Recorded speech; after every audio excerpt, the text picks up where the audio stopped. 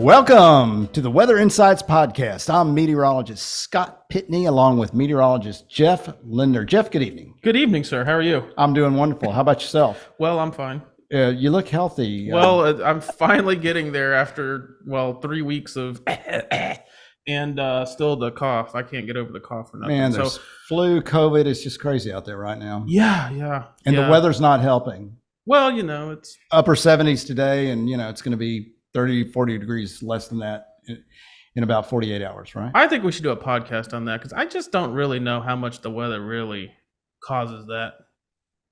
I think it's touching people. That's what I think. I think it's people touching people that gets everybody sick. So two meteorologists arguing with a doctor? Let's just move on now. Let's just move on. All right. That is Dr. Lindner with his thoughts on the flu. Oh no, I've been educated in the flu shot because I had the flu shot and then I got the flu and I've been told, and I'm done with right. I'm just done with hearing everybody's opinion about it. You're right. And you kind of feel, I do. I feel a little sick after getting it. And then I got my COVID shots, a couple of years ago, whenever it broke out in April, and then got COVID in July. In fact, it delayed my first on-air appearance. COVID did. Yes, sir. Yeah, nobody cares. I know. but this gentleman cares because this gentleman is. Well, we have a legend on the show tonight. We definitely do. Yeah. Who? I mean, this might be our biggest show. I can't believe he agreed to do it, honestly. Well, he's so big. He hasn't actually done it yet. Well, that's true. Right, we're going. That is true. We better get started before I at least introduce him before he runs. Yeah. Tim Heller is not your typical talent coach and consultant. He is an award-winning AMS Certified Broadcast Meteorologist with decades of major market on-air experience, which includes right here in H-Town, ABC 13 for many years. I was always a big fan watching him. And then I couldn't believe it. One day I was on the phone with him. Oh. And he told me about an opening at a small market station here in Texas. And fast forward now 2.5 years later. And if it weren't for Tim Heller, this green screen wouldn't be behind me right now. And so there's hope for you too, Jeff. I think that's what he's saying. Are you sure? I think that's what he's saying. Where do you connect those dots, Tim? So what you're saying is you need to call me on the phone, and then that solves all the problems, and we're good to go. Oh, it's funny. So I answered this email from Tim's company about consulting. I'm like, I want to do it, and he's like, Are you on TV now, kid? I'm like, no. Well, you can't. Oh, okay. So, back to school. And then I get an email from him just a couple days later, and he says, give me a call. I'm like, man, Tim Heller wants me to call him? Man, this is okay. So I called him, and he told me about a weekend position that opened up there, but they filled it. And but I talked to the station manager. He said, we take interns. And anyway, a couple months after that happened, and full circle. Then I got on TV, and then Tim became my coach, and that was pretty cool. So welcome, Tim. Great. You're doing great. Oh, well, thank you. That means a lot. I appreciate it. I appreciate that. My story's not that exciting. But anyways, well, go ahead. Tim, how long has it been since you retired from 13? 5 years. Only 5 years? Oh, wow. Oh, it'll be 6 in January. Yeah. Wow, it seems longer than that. I'm not saying that in a good or, it just seems longer. It just seems, okay. It's weird. I still get recognized by people. Like still people still come up to me and say, I watch you every morning. And first of all, I never did mornings. So you couldn't have watched me every morning. And I haven't been on TV for 6 years, but okay. So who do they confuse you with? I don't know. I just, at first I corrected people. And then after a while, I just okay. Yeah. Thanks for watching. That's a good point. I've never found it in your favor to correct anyone. You just roll with it. Yeah. No, just roll with it. Just go with it. And, okay. So what you guys are saying, I could have been wrong many times, and you're just not going to tell me? Oh, absolutely not. Right. Jeff, you probably get recognized quite a bit. Yeah. And I just go with it. Yeah. Yeah. Well, I was eating with a friend one time, and this lady came up and was like, oh, hey, is this your dad? Oh, hey, your son. And I was like, we just went with it. We didn't even try to correct that one. I got a quick story about that. So I've only been on TV, a dozen times in Victoria, and we go out after the 10 o'clock show, and the gang goes out, and we're, at this place in Victoria, and this girl comes up to me and she says, "Are you Scott Pitney?" And I said, God, smile. I said, "All right." My first recognition. I said, "Well, yes, I am." She goes, "I thought so." She goes, "I know your wife." It turned out to be my wife's cousin. Oh. I forgot. And to a fan. there. Yeah. Well, And a fan. yeah. So anyway, everyone- an almost sighting. Everyone starts somewhere. Exactly. Right. Yeah. In Victoria, the not me, but the other people say they get noticed in HEB mostly. Oh, sure. Yeah. You're a big. places You'd be like a that. big deal down there because you're the local celebrity. There's only one TV station in Victoria. You're it. Right. So people are going to everybody's going to watch you. Yeah. Well, everybody that watches TV. Right. There's still a few. Still a few. Yeah, we'll jump into that here in a minute. Where do you want to start? We've got some good questions. I think they are anyway. Yeah, they were listener questions. They were? Questions? Yeah. Oh, absolutely. Okay. Well, I mean, when we put out the legend was going to be on, it flooded the inbox. okay. Yeah. Well, I wouldn't doubt It's that good at to know all. you have listeners. It's good. Well, We got a we're couple. we're working on it. Yeah. I'm just going to say you might need a little coaching. I know somebody can help you. Yeah. You do it for free. Oh no. This production here is a low budget production. Yeah. I mean, there would be too much coaching, Tim. I mean,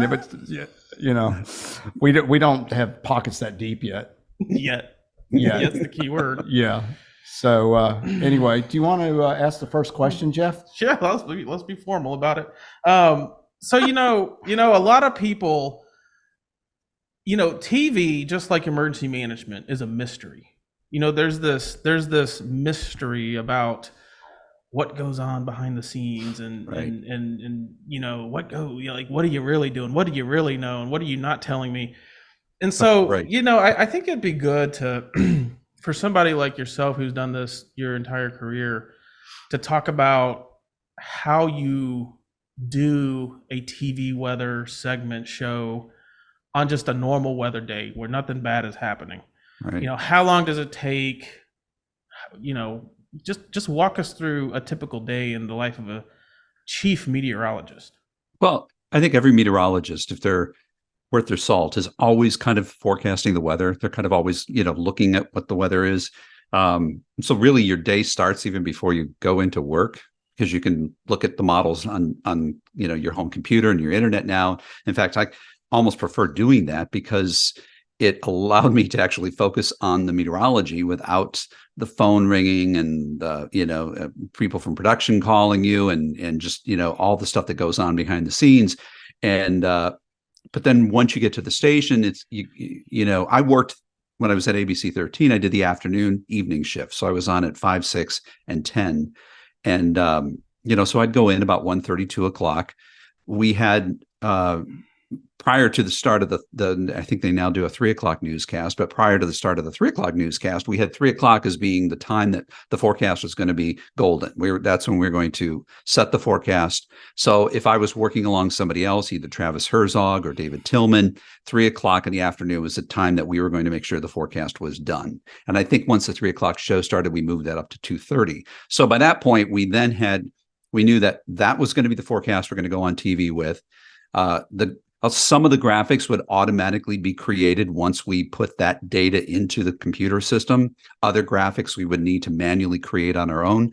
I always had a moment every day at about 3 o'clock after we put the forecast to bed. And by the way, once we figured out what the forecast would be, whoever was working, we would come together with a quick discussion about what's going on, what's going to be our essential message, what are we going to focus on in our newscast? Is there anything special we need to focus on?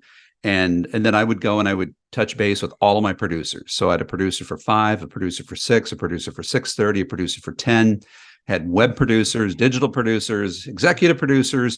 So I just go and I walk through the newsroom and just say hi, check in with them. Is there anything, that in the weather that we need to be concerned about, that you're talking about in news that we could tie into? And by the way, I should add to that somebody from the weather team was always part of the editorial meeting that happened about 1:30 with the news department. That was usually whoever was doing the midday and the 4 o'clock newscast. And so then we would start to produce the weathercast to figure out, okay, what are we going to put in each of our shows? Is there special graphics we need to make?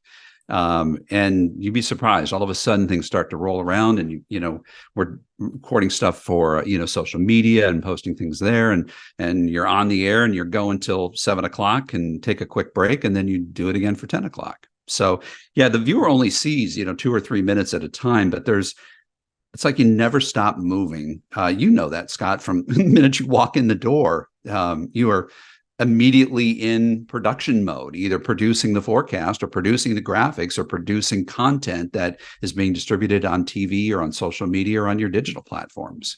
Yeah, I always like getting started at 1, and we didn't have that many newscasts, as you know, Tim. We have 5, 6, 9, and 10. But I like it, and really, after you're kind of done with producing the show. At least I am by about 4 o'clock. And then I'm just kind of fine tuning things and maybe doing some little extra things that, I wanted to get to. But I like, I like getting there early. I don't want to be under pressure. Mm-hmm. And that's just on a normal day. If there's something going on, though, I'll get there, as soon as I can. Yeah. I found that if I put my weathercast together too early, they were never as good as when I put them together 15 minutes before the newscast started. Especially Futurecast, because right. Well, yeah. And I should say, a lot of that data is constantly changing. So once you have the forecast set, you're still monitoring the data to make sure that nothing in the forecast needs to change, and that happens continuously. Right. But I would always I'd push almost to the last minute, putting the fine tune, making the final adjustments on my content, just because I needed that kind of that energy. I don't know, that last minute energy seemed to work for me on the air. Yeah, no, I get it. And Mac's kind of the same way. Mac Perez down at KVU. Yeah, Macaulay Perez, our chief meteorologist at KVU. He's been doing it so long, he can do amazing things in 5 minutes. Well, the thing is, if you get it done too early, you're sitting there and you're reading emails, you get distracted, right? You start doing other stuff other than focusing on the weathercast that you have to deliver. And that rarely happened. There's always things going on, to keep you busy right up to the moment of news time. I remember one time, and I know I know you have a lot of stories for us, but one short one on me was, I was recording our CBS hit is about a minute 45 seconds or something like that. So I'm taking a lot of graphics out, especially current temps and stuff like that, because it's recording for later. But I forgot to turn on my graphics for the normal show. And so I'm clicking away, and boom, 7-day comes up, and I'm going through every temperature. That was the longest 7-day. I think it was around a minute or something like that. But so good point. Make sure you're at least that was a good lesson for me, to make sure that I'm current with my graphics, and always check them right before I go on air. Oh yeah. I always rehearsed. I was on the air for 35 years, and I still would talk through the graphics before I'd go on the air. Especially if there was if it was a tricky situation to try to explain.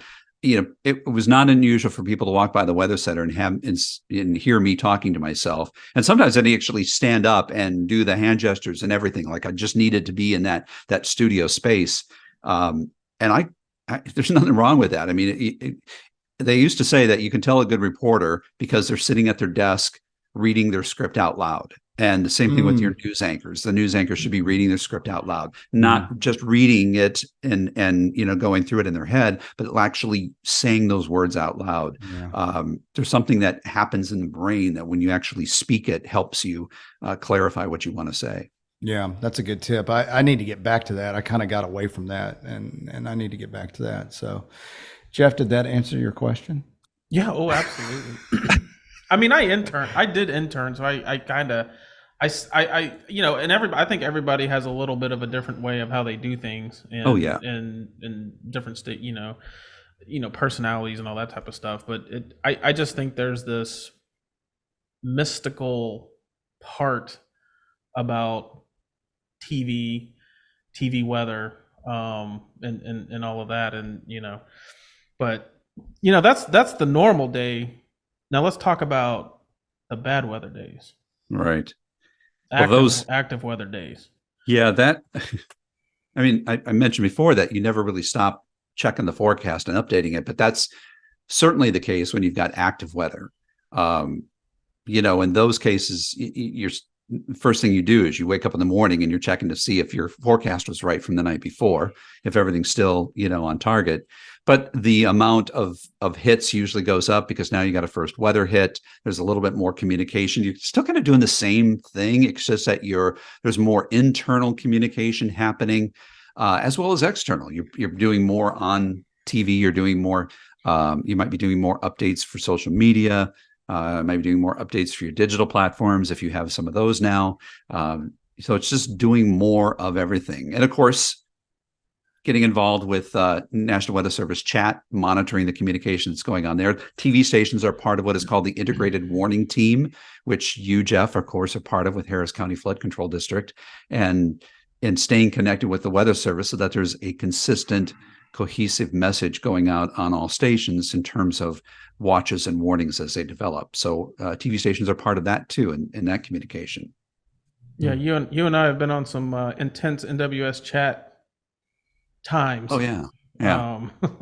Well, I tell you what, Jeff, I always referred to you, and I think I've shared this with you in person too, that I always considered you the extra member of our weather team because you provided us so much information in terms of bayou levels, and we can look on your website and see what the water level is, but you would give us the insight of, hey, if it's at that level, we're starting to see some homes get flooded, and the insights that you had about every particular bayou and ditch that's out there. I mean, you have an amazing wealth of knowledge that was always very helpful for us, and I don't know, I'll just publicly say I certainly appreciated it. Oh, well, thank you very much. Yeah, absolutely. I'm glad it was helpful, Oh, So definitely. what do you think about, because a lot of people don't know this, but, you and I are talking about an NWS chat platform that we had. Yeah. Now they've moved to this thing called Slack. Right. Have you used Slack? Because I'm not a working member of the media, I'm not part of that. Oh. Right. I'm not as big of a fan of it as I was of the legacy platform. The legacy platform was just, it was very clean. It was just very, Tim could go in there and write a question and we could all see it and we could answer it. To me, Slack is more of like a Facebook, almost like an X or a Twitter type platform where there's more words and you can have emojis and all this stuff and everything else. But NWS chat is something that has gotten all of us through some of the biggest events we've all faced here. The floods in 15, 16, and of course Harvey and Imelda. And it's really a great tool for us to communicate behind the scenes quickly.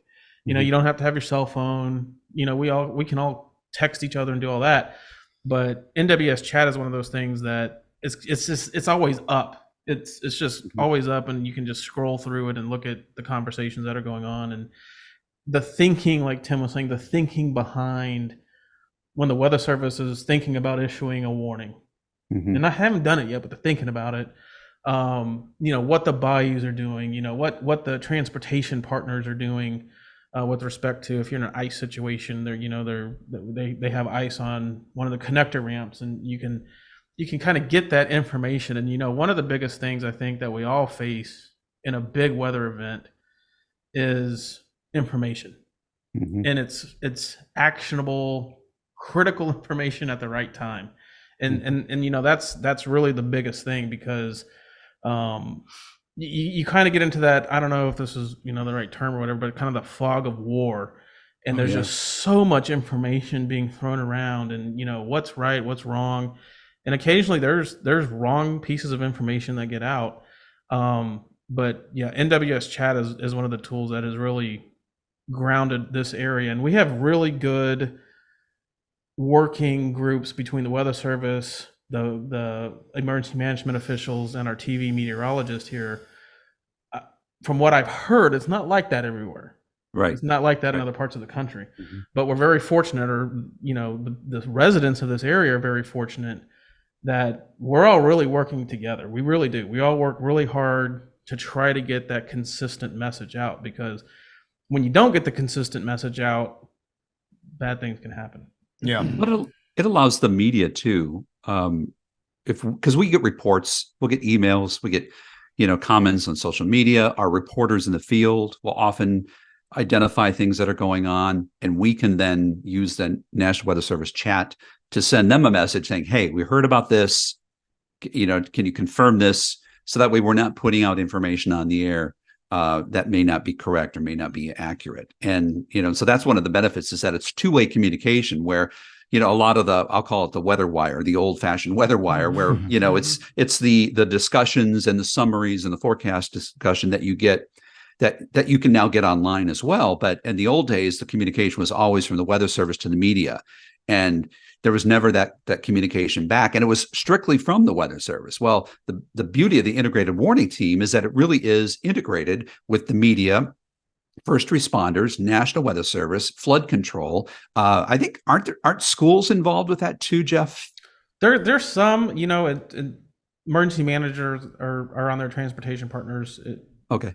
Yeah, I think you hit the three main ones would be TV media, National Weather Service, and emergency managers. Those are the three core groups. But you got to think how many TV meteorologists there are for each station. Each one has an account. There's National Weather Service, and then each emergency manager in each jurisdiction. So You're talking a couple hundred individuals that can potentially be on this thing.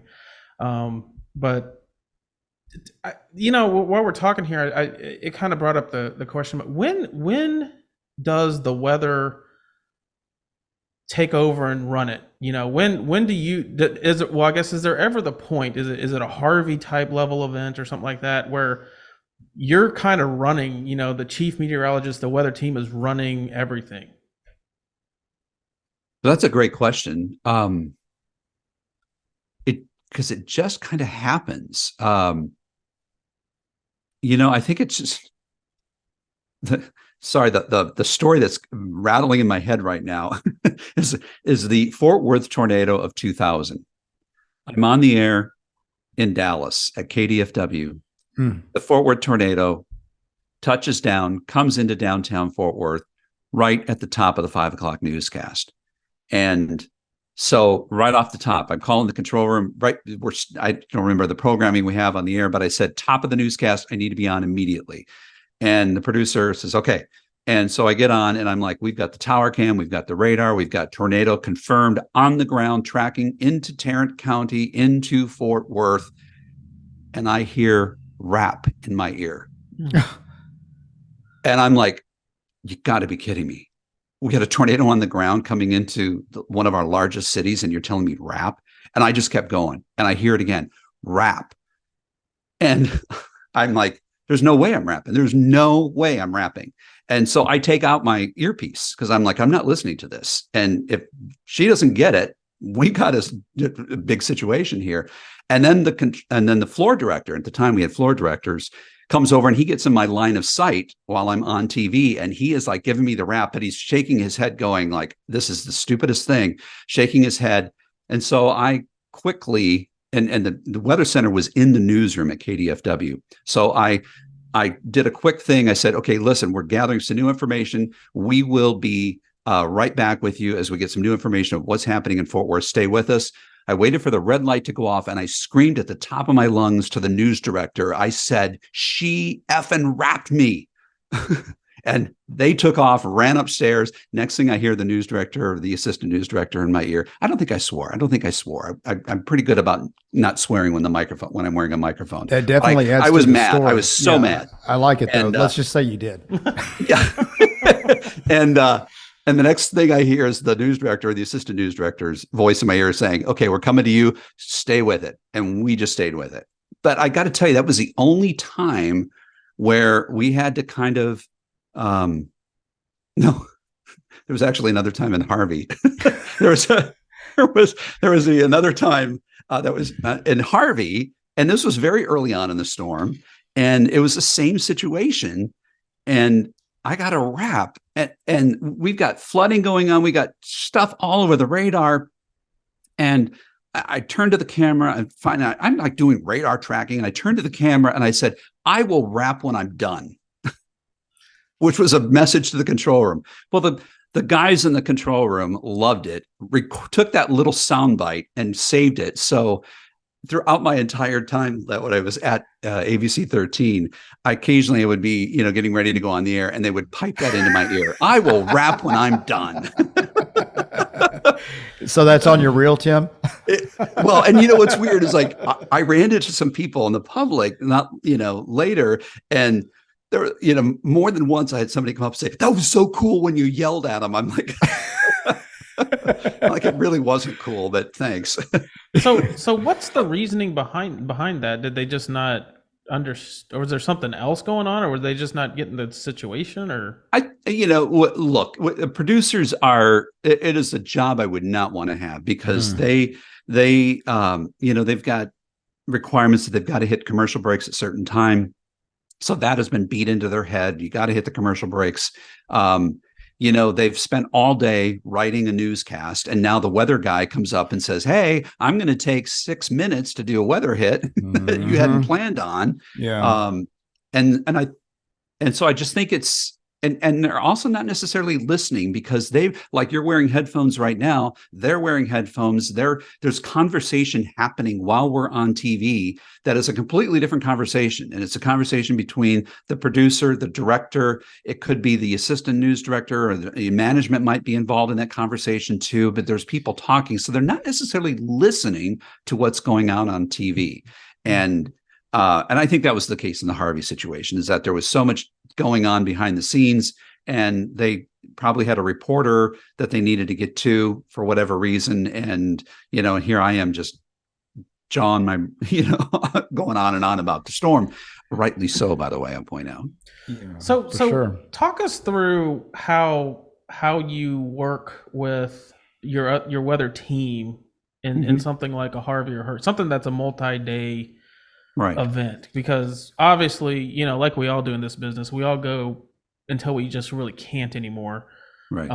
We all say we're going to run 12-hour shifts, and then it's 18 hours and, whatever. Sure. But how do y'all staff for that? How do y'all prepare for that? Y'all sleep there, eat there? It starts days before. And really it starts before there's ever a storm. I mean, we established, when it was at ABC 13, we had a system where at the end of your shift, you always did a complete forecast discussion and sent it to the next shift.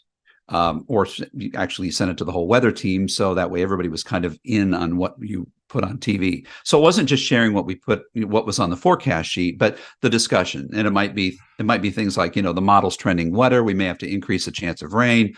Storms look to be stronger. Might need to do an alert day or whatever. But which we'll come back to. Yes, we will. Yes, we will. Just thought I'd drop that in there. Did you notice that, Scott? I just dropped it in there. A little teaser. Alert day's coming up, everybody. Here we go. Stay tuned.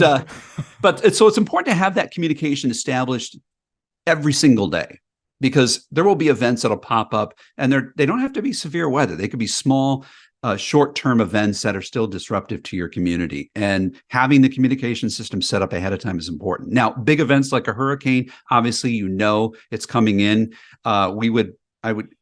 Because being the chief, I would do the scheduling. And so I would schedule people 12-hour shifts, trying to keep them so that they always were on their normal shift. So, if Lita is doing the weather in the morning, I made sure that she would be there to cover her morning shift. And then she would have some extra time before that shift and some extra time after. But we always overlapped as well. So that way, when somebody new was coming in, I always gave them about an hour of prep time. Just to kind of get up to speed about what's going on. And of course, we would talk there in the weather center. It wasn't like we were living in silos, but we would have communication saying, this is the message we're putting out. This is what this is the thing we're stressing right now. And so there was a lot of behind the scenes communication that would happen, but it was usually 12-hour shifts. But you're right, Jeff, especially if you're sleeping there and staying there, which most of us did, you can't turn it off. I mean, there's no way you can walk away from an ongoing storm. And when you have the 12-hour shifts, is that 2 or 1, or how many do you have working on a shift during like a Harvey or an Imelda or something like that? We always had 2 people on. 2, okay. 2 on. And we would divide up the workflow so that way, for example, there was one time David Tillman was over in the Weather Center, so I had him covering the watches and warnings while I worked the radar in front of the big screen. And I could see him from where I stood. So anytime that there was a new warning, he raised his hand. I would casually just then transition to David. David would take over, do the watch and warning, toss it back to me. And so it was, and that is key, knowing who you're working with and trusting them, so that way you can throw it back and forth. But it's also the planning ahead of time. You're going to cover this, I'm going to cover that. That way we're not being repetitive. And, you do that for 5 days and it becomes easy after a while. Yeah. Did y'all have meetings? Like we had meetings in April, Tim, where, news director said, okay, we're getting close to hurricane season and it's going to be all hands on deck. And it was just kind of a pre-hurricane season meeting about, staffing and that kind of stuff. Did y'all do the same? But we did, because we produced hurricane specials and things like that. So there would be meetings around that. And, we did a lot of, there was never a shortage of communication. I mean, that to me, it was the biggest thing, is we got to be talking to each other. I've got some clients now that do a lot of, texting. They've got like a text string. And so they don't necessarily, send out long emails and, as we get a lot of emails and it's just one more you got to read. Right. And then that particular team, they find it to be more beneficial just to do quick text with each other. And it works. It works well for them. I've got others who are using Google Docs, and that way you can access it from home and see what the current forecast is, the current thinking. And, and it's not just about the forecast. It's also about the data. Is the data, is the European faster or slower? Are we watching, what did I see in the data that you might have missed, kind of thing? And so they're using Google Docs, and that way, and they put the freshest discussion at the top, and that way everybody goes to the same document and they can see what the message is from the whole team. Yeah, there's consistency throughout the day. Yeah, exactly. We do it the old school way. The Met writes it out and the next Met reads it sometimes. And handwriting. I've seen some of your discussions. You people write it out, literally. Well, I'm since I'm freelance part-time, I'm not so much, but yes, we do. Well, that was one of the questions I had, because, you sound like a well-oiled, almost National Weather Service type team at where you were at ABC. Now that you're in the consulting world and you get to see different stations across the country, how does what you just described compare or contrast to other places and what you've seen? Is it mainly just a staffing type situation? They just maybe don't have the same amount of staff or market size or whatever? In some cases it is, especially I got a couple smaller markets where, they don't have the luxury of having 2 people on the air at the same time. And they're lucky to have one. Because they're really short staffed. They might only have 2 or 3 people in total. And so some cases it's a staffing issue, which makes the communication even more important, because you don't see each other ever, because in maybe 10 minutes in passing, if that. But there's a lot of times, Christmas party. Yeah. But there's a lot of times that the weather center's empty. Because the morning shift has left and the afternoon shift hasn't come in yet. And so communication becomes very important. And some of it is, I'm working with some meteorologists that are early in their career and they just haven't been exposed to, big weather events. And so it's getting them geared up and being more proactive. And really that's what it is. It's being proactive and being ready. It's easier to pull back the team and say, okay, hey, we don't need to do the 12-hour shifts, back to normal now. And in some cases it's easier to pull back than it is to ramp up at the last minute. Yeah. I think you got to have a guy or a lady in charge. You got to have somebody calling the shots, and communication is, you can't have enough of it. And that's the role of the chief, correct? To kind of set the schedule, make the decisions and all that kind of stuff. In most cases it is. I've got one station I'm working with where they've got an executive producer who works with the entire weather team, and she does scheduling for them. And then I've got another station where it's really a team effort. There's no chief meteorologist, and they just all have figured out what who does what, and it works really well. So it depends on the dynamics of the team too. Some teams need a little bit more direction. Yeah. Our news director makes our schedules. Yeah. So are we ready to take that jump? So which question 7? Weather alert, weather alert. Y'all go ahead. Well, no, Tim and I have talked about this at length, and he very respectfully. I think you really have to you have to describe Jeff's face right now for the people that. I don't have to. Shaking his head, this is rolling his eyes. This is a video podcast. Here's the thing. I'm 7 days from just going through this. We just went through this 7 days ago. Right. And it's very fresh. It's very raw for me right now because we had some, and the discussion is surrounding weather alert days, storm alert days. What is there anything else? Am I missing anything else? Alert days, possible alert days. No, Right. Is that a thing? That's a Yep. thing.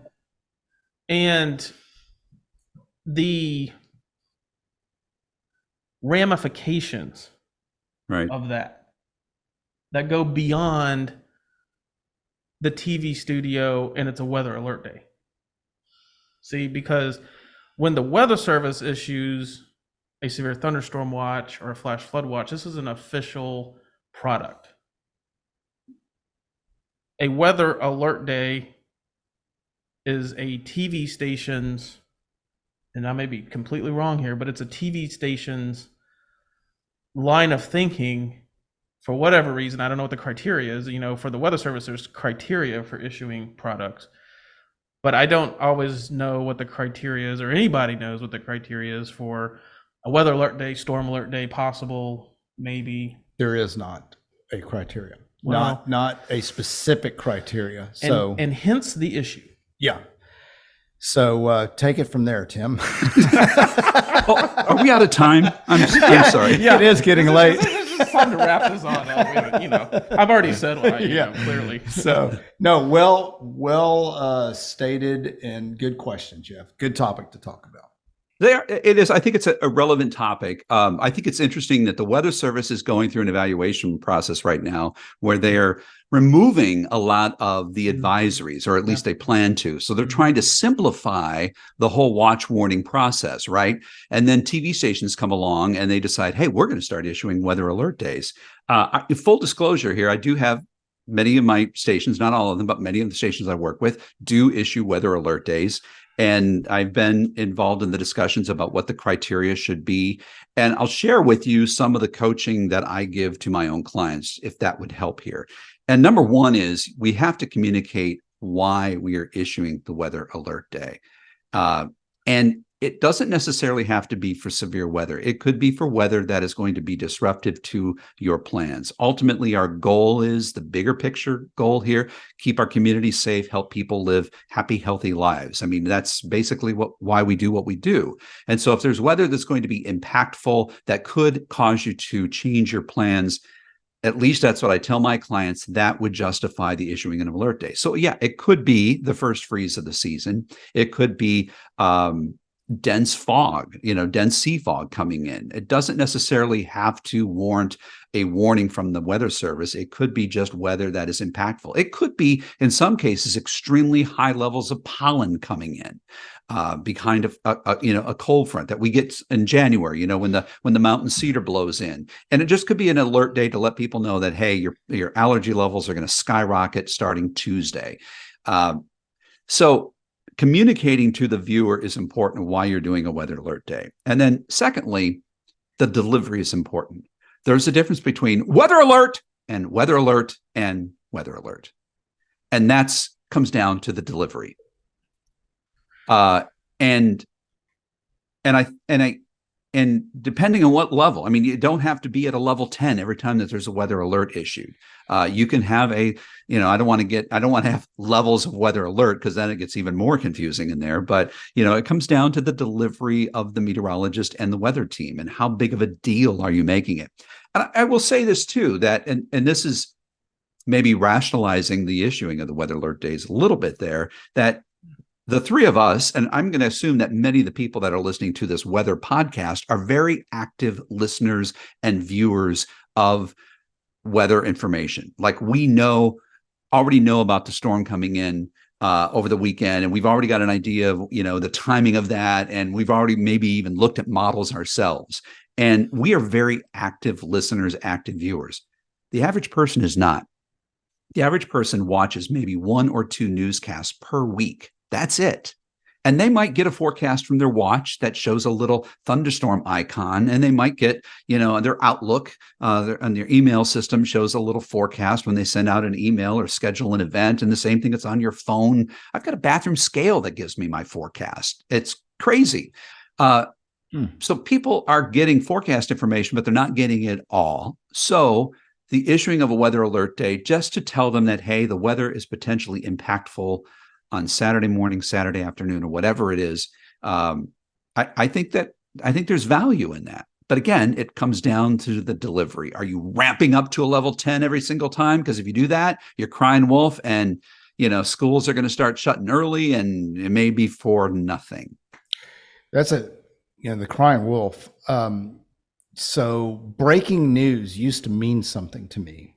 I mean, 20 years ago, when I'd see breaking news, I'd turn to the TV. What's going on? Now it's almost at the beginning of every newscast. Are we going there with alert days? I think you have to be careful. I think there's that potential there. And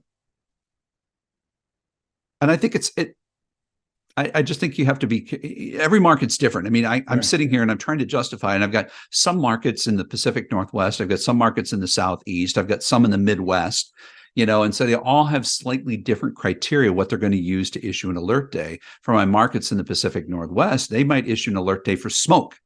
Mm-hmm. There's not going to be an advisory from the Weather Service unless it becomes a health thing, a pollution or an air quality issue.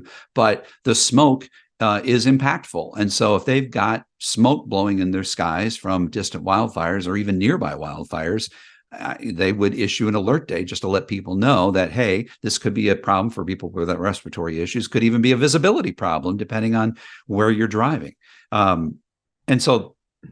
But that kind of criteria wouldn't necessarily be the same criteria that they're going to use here in Texas, because we don't have the wildfire issue. Well, as much as they do in the West. Sure. Let me ask you a question about, there's the weather alert day and all that, storm day, whatever. And then there's the graphics that go with it. Right. And the graphics seem to be almost scary now. Right. Regardless. And the reason I bring this up is because I had 2 people mention to me a couple days ago when we had some weather, that the graphics just were so much, they look scary. You got the lightning and the rain's blowing and the tree limbs falling, and it looks like a movie. It looks like Twister on the TV. And what you just said, how you say it, but there's also how you show it. Absolutely. And it's all red. It's red. Yep. Yeah. Danger. Instead of blue or whatever, or black or whatever, green or whatever it normally is. Are you suggesting there maybe should be different colors for different levels of alert day? Like Tim was talking about with the voice. No, maybe you could do that. We're just, it's just going to. See, I pitched that idea to Tim a few weeks ago. He responded the same way. I just think people see that, and they don't necessarily really listen to what's being said. It's just like, God, this looks horrible. Right. This looks, this is like red. Because, it used to be the only red you would ever see is the scroll on the bottom of the TV when you had a warning issue. Yeah. Mm-hmm. Well, now everything's red. The whole screen's red. Mm-hmm. And Is it just we're getting to the point with TV graphics and everything that you can do a lot now. You look at what the Weather Channel does, and I mean they can practically put a hurricane in your living room. Yeah. And so is it just getting so real that the visuals are saying more sometimes than the words? Yeah, I think that is a valid point. That I think sometimes we're a little lazy, and I'm speaking generally in the broadcast meteorology community about no specific station or person. But I think sometimes we're just a little lazy. This is the background we use for storms. This is the background we use for for severe weather. But you're right that all of that is part of the communication. It's not just what we say, not just how we say it, but how we visually present that as well. Because again, people are passive viewers. They're only half listening to what we say. They're only listening a couple of times a week. And it's the impression they get for that brief 12 seconds that graphics on the screen is that, all hell's going to break loose, or it's just going to be a day I need to pay attention to the weather. And there's a big difference between the two. Does that make you feel any better? So what happens to stations that just don't do it? They don't do it. So you don't, none of us, we don't know. The general viewing public doesn't know if a station does weather alert days or doesn't do weather alert days, and so. You will. They're going to promote the hell out of it. Are you kidding? But my point is, for those that don't do it, you don't know if they're just not issuing it, right? Right. Or they don't do it. It's up to the station. I think that you bring up a valid point. For watches and warnings, this gets back to the integrated warning team we were talking about. For watches and warnings, there's a very consistent terminology we use. There's because of the Weather Service, everything is very specific. What warrants a particular type of warning to be issued, and that's all written out. And there's many manuals that have been written about this is when you're going to issue this type of warning, and it's very consistent. It doesn't matter if you watch channel 2 or 13 or 11 or 9 or 40, they're all going to, tornado warning means the same thing. Weather alert, there's no consistency there from station to station or within the market, from market to market, because you could go, from Houston to Dallas and the criteria in Dallas may be completely different. I do think that there is a communication issue there. Yeah. And always I hear, on TV, they're mimicking SPCs, it's marginal. So it's a 1 out of 5, they're trying to quantify it with numbers, but meaning me, we don't explain what 1 out of 5 means. Right. And it can mean different, there's different numbers for all the components of severe weather too, hail, damaging winds, tornadoes. But you really don't have time in a 3-minute hit to go over all that. Well, I can remember, people made fun of the Weather Channel when they decided to start issuing the TORCON. I can remember reading comments on social media. Oh, they're issuing TORCON. What's that mean? Well, now every TV station does a scale of 1 to 5, which is basically the TORCON. Right. Well, number systems seem to be universal. I mean, if you look at our hurricane scale, right, and SPC, you'll never see it from SPC, but even the local weather service WFOs, they'll mention it's a 1 out of 5. Yeah. You just got to be careful that you don't get into the thinking of 1, 2s, and 3s aren't whatever. I'm not going to worry about it because it's low on the scale. Well, I mean, you can have a tornado in a 3 out of 5 day.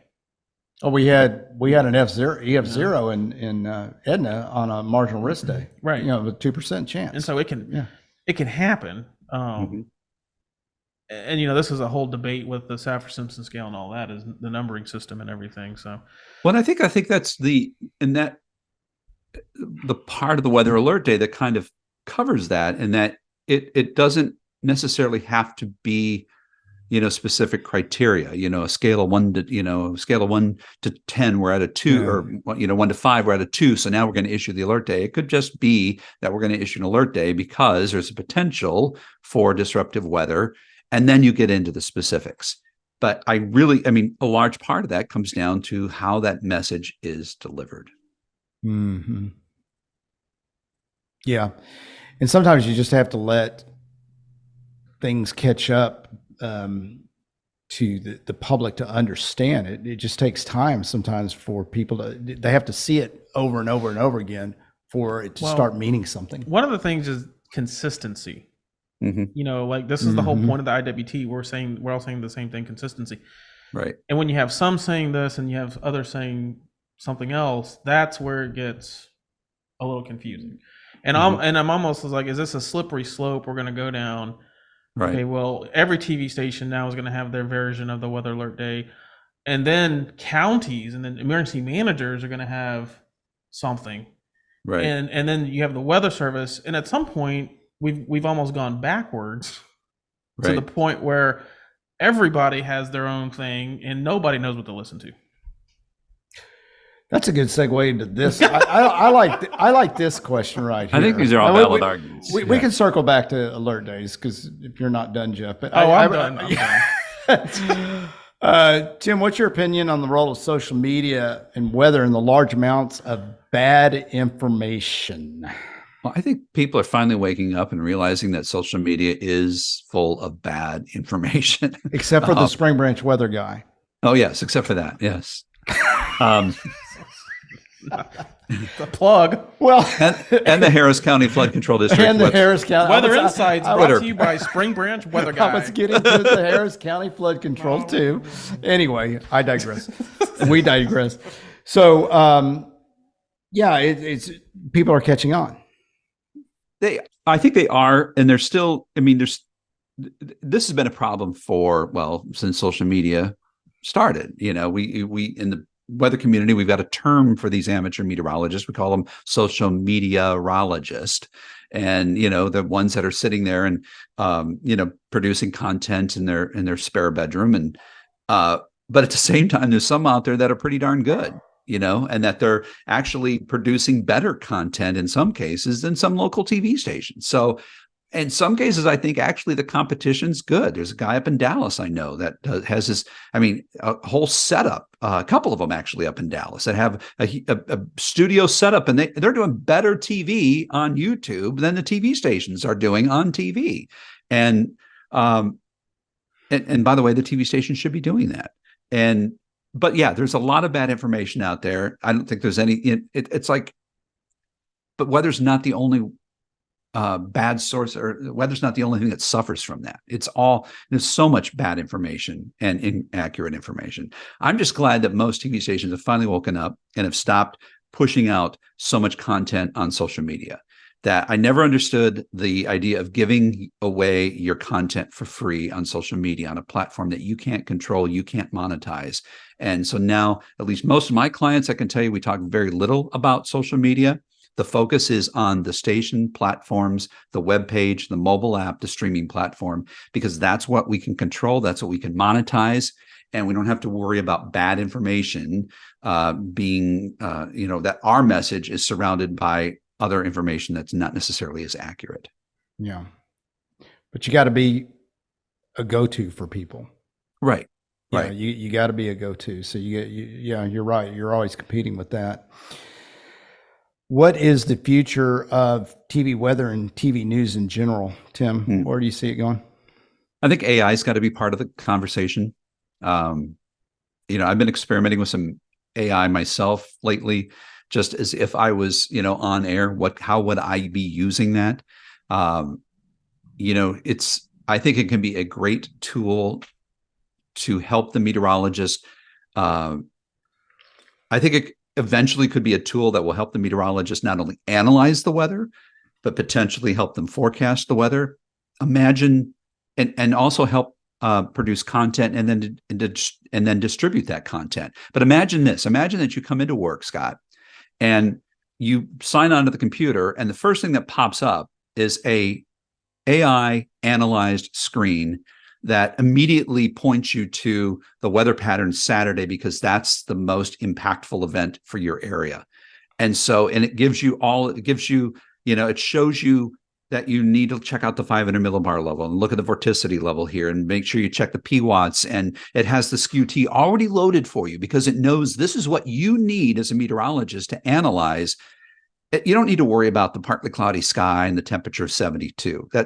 You're wasting your time on those days where the weather's near normal and there's nothing impactful out of that. The models are going to do a really good job of forecasting that. But imagine AI doing the analysis for you and saying, hey, watch this period, look at that, look at this data.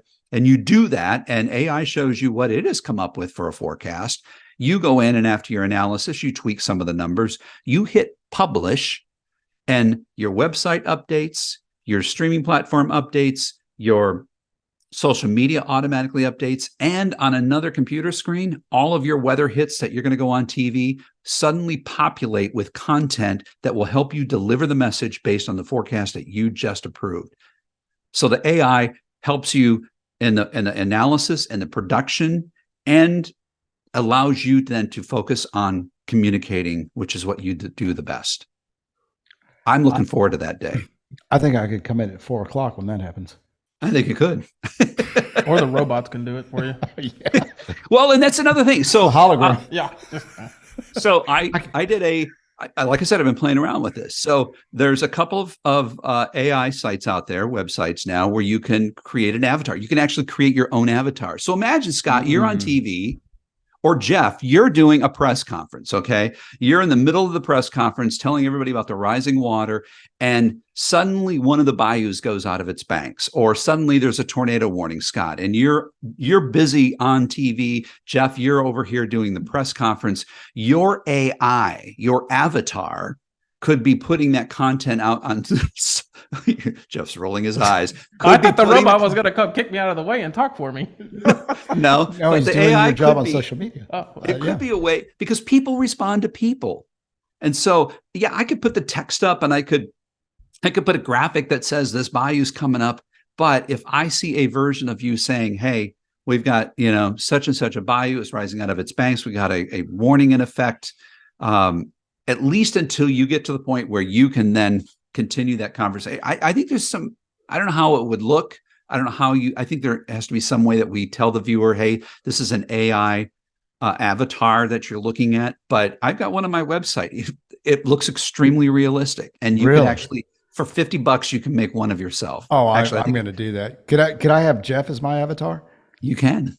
You want to do my social media hits, and you feed it 5 minutes of video. You feed it 5 minutes of video, and it creates an avatar for you. You're kidding. Wow. It's not perfect yet. Yeah. Yet. Yeah.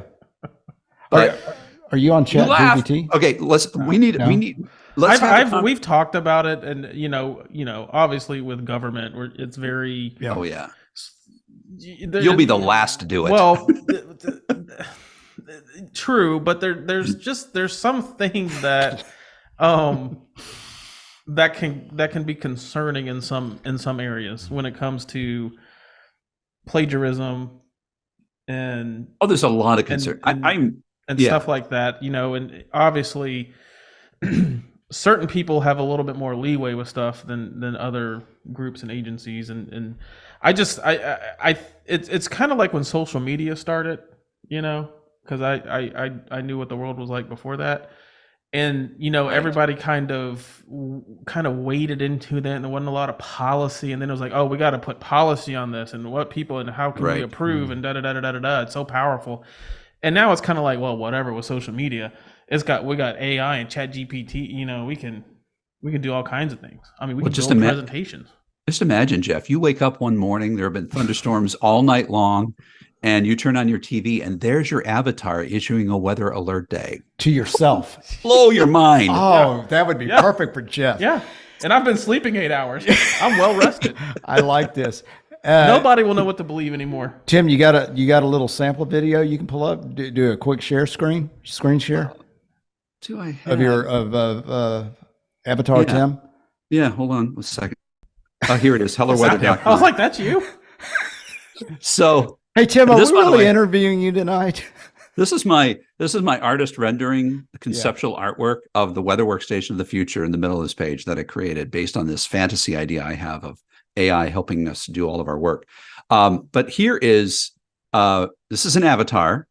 What I did here is I took weather data, fed it into Chat GPT, and said, convert this weather data into a conversational forecast for Houston, Texas. And then I took the first paragraph of that and put it into this Colossian creator. And so what you're seeing is a forecast that was developed by AI, delivered by AI. Get ready for a sizzling week ahead in Houston. Tonight, the skies will be mostly clear, and the temperatures won't give you much relief, hovering around 81 degrees. While this kind of weather is typical for Houston this time of year, it's still no joke.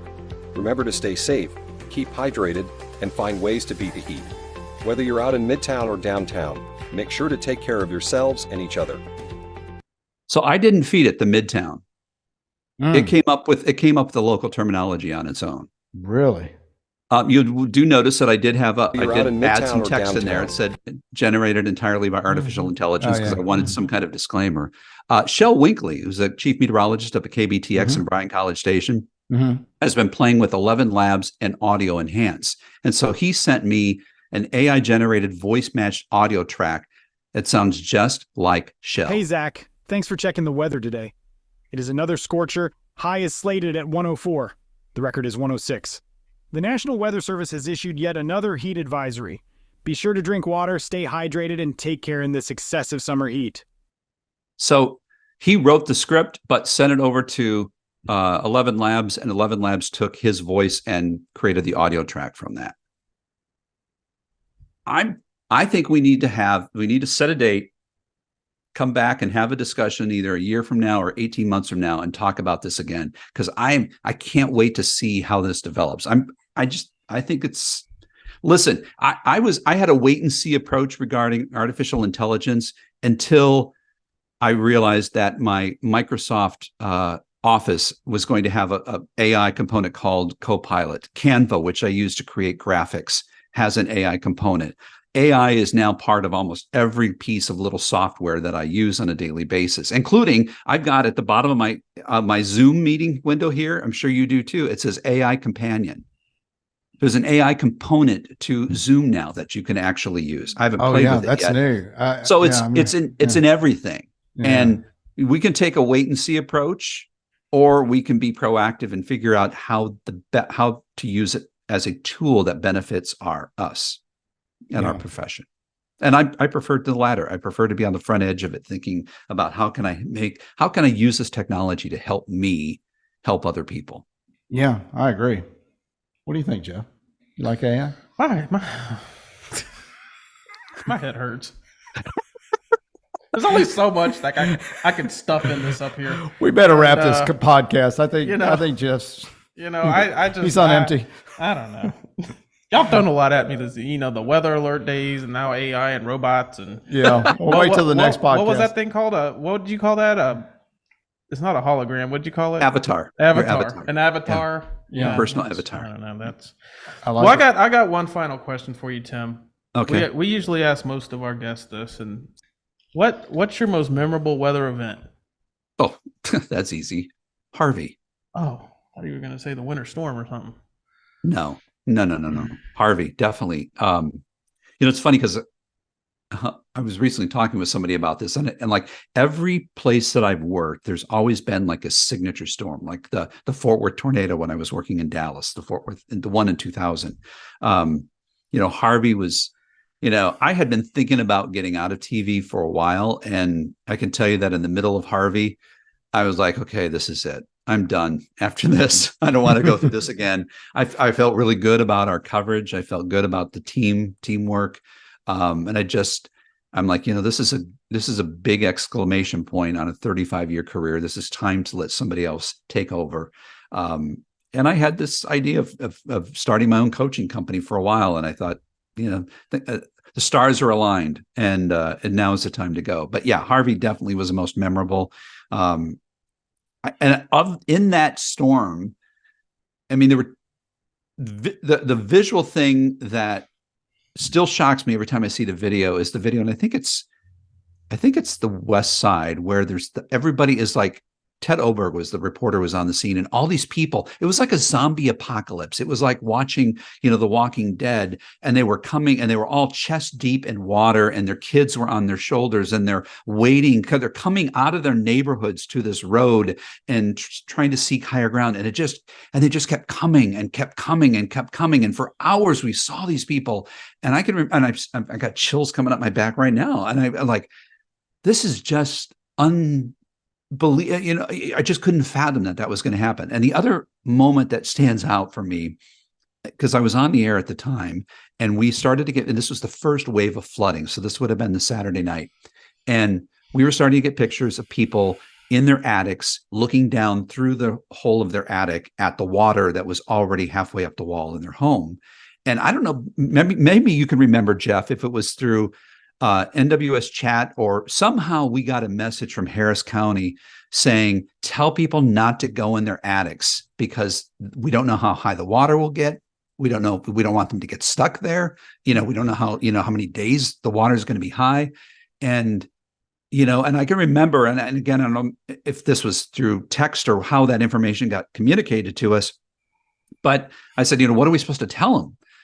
And because the water's rising in their house, and the response was, tell them they need to get on their roof. And I thought, I'm like, yeah, oh my God. I remember it was on chat. I remember it vividly because I'm the one who put it on chat. And I remember going and talking to our fire department guys in the EOC. And I said, this is what's happening. What is your recommendation? And based on Katrina, the recommendation was, do not go in your attic, get on your roof. You're not going to be comfortable, but because it's pouring down rain, by the way, pouring down rain, and lightning and windy. The other situation is you may drown in your attic. Right. I mean, those are the discussions that were had. That was not. Oh yeah. We had to put that in nice language and send it out. I can remember saying on the air, I don't know how to tell you this except that this is the recommendation and it makes sense. But don't go in your attic. You have to go on the roof if the water is getting too high. And, that's one of those cases where, like, how do you say that to people? If you have any ounce of empathy in your body, that affects you, putting yourself in people's situation where it's that helpless that they have to get up in their attic, and you're telling them you need to get out, swim through the water, go outside and get on your roof in the pouring rain, thunder and lightning. And by the way, we have tornado warnings in effect. Mm-hmm. I mean, it just was such an absurd moment for me that I'll never forget. Even somebody in great shape, that's a difficult task, but so many people aren't. I agree with that. I don't know how you say it other than you just say it, but to say it with compassion and empathy and those type of things, that is a tough one. Well, I got a question for you, Jeff. Yes, sir. So looking at that storm and talking about that moment when we had flash flood warnings and tornado warnings being issued for the same area simultaneously, common recommendation is a tornado warning, you go to the lowest level. Can't do that if it's flooded. Mm-hmm. And I know that, and I left and I got off the air in 2019. So the end of 2018, early 2019. And so I remember there was discussions about that. There's a communication problem there. What was ever discussed again? Like, what do we do if that situation happens again? What do we say? Yeah, the gist of it is that we will take the primary threat and warn on that. So the message is going to go with the primary threat at the time. So if flooding is trumping the 2-second tornado vorticity on the radar that's being warned on, we're going to message the flood threat. And we're going to continue the flood threat message. And we're sort of seeing some of this with storm surge now. Evans and I were over after Hurricane Ian doing some of the surveys in Southwest Florida. And, we've always told people you don't go up vertically because the wind increases with height. So you need to, evacuate or stay low. But, if a lot of those people would have just went up a floor, they would have survived. That's all they had to do was get up 10 feet, 12 feet off the sand. And so I think we're starting to see some of that, when you're in a multi-threat situation, what is probably going to result in fatalities and deaths? And in most cases, it's the water. It's not the wind, it's not the tornado, you know, and the situation here that we face, it's the water, fresh water or seawater. That's what's going to get you. But boy, when you were talking about some of that stuff, it was bringing back a lot of memories of that night.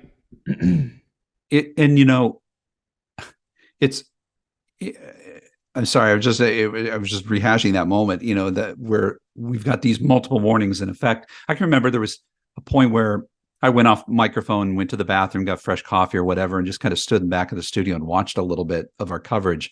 And this was one of those times where we had the tornado warnings and the flash flood warnings going simultaneously. And I can remember walking over to the weather center, and I don't remember who was on at that working with me at the time, but I said, okay, at this point, we just need to get people through this night.